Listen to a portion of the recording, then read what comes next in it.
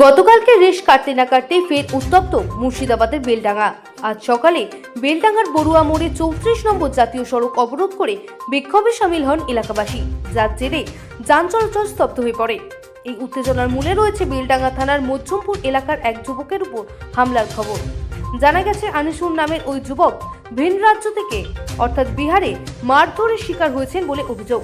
তবে প্রাথমিক আশঙ্কার পর এখন জানা যাচ্ছে যে আনিসুর বেঁচে আছেন, যদিও তার শারীরিক অবস্থা সম্পর্কে এখনো বিস্তারিত তথ্য মেলেনি।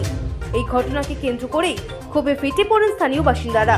যদিও প্রশাসনের হস্তক্ষেপে বর্তমান সড়ক অবরোধ উঠে গিয়েছে, তবে গোটা এলাকা জুড়ে চরম উত্তেজনা বিরাজ করছেন এবং মোতায়েন রয়েছেন বিশাল পুলিশ বাহিনী। Bureau report, রাতদিন news network.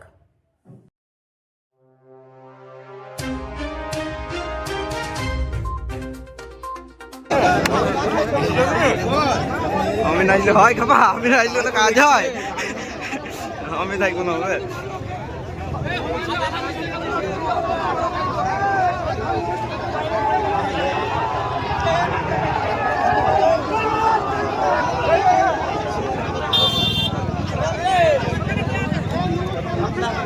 কি হয়েছে বন্ধু এখানে?